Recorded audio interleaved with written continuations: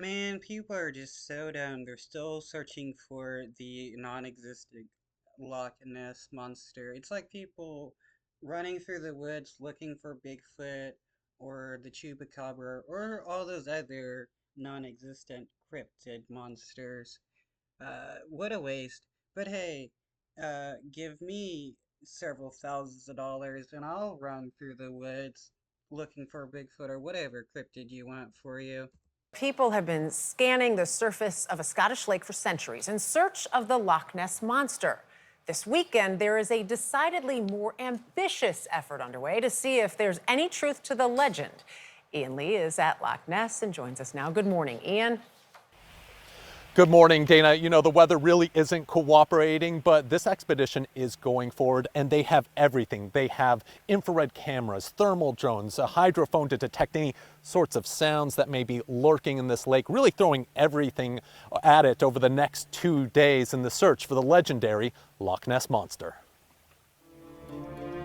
It'll be the biggest search for Nessie in more than 50 years.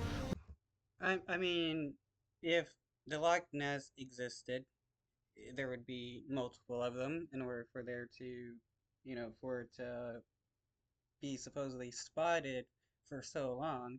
And we would have actually been able to find it with the number of searches that has been done and the technology that we have. I mean, it's just stupid to still think that this lake has some kind of unknown creature in it. With high-tech sensors in and over the water, and over 300 volunteers from around the world standing guard along the loch's hilly shores, cell phones and cameras in hand. This new quest to find Nessie is being funded by the local Loch Ness Center and a volunteer group looking for any solid evidence that could explain the sightings. The alleged monster was first spotted back in the 6th century by Saint Columba, an Irish monk who said he encountered the beast in the River Ness connecting the loch to the North Sea.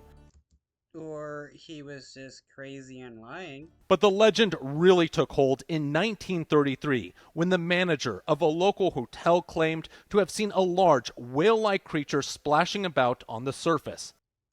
Or he just saw some driftwood. In the 90 years since, thousands of eyewitnesses have claimed to have seen something. Been water bailiff here for 40 years. Do you think there's a monster in these waters? Oh, it's not a case of I think there is. I know there is. From personal experience.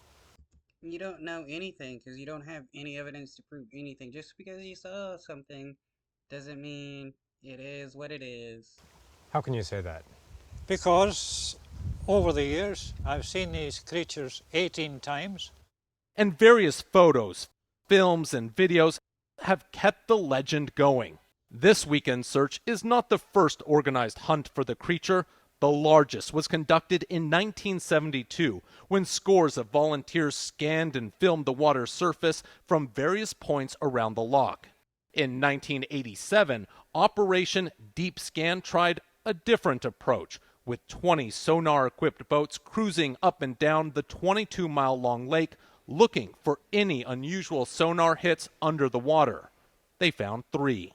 I don't believe in Loch Ness monsters myself, but I do know that there are some sonar contacts here which intrigue me.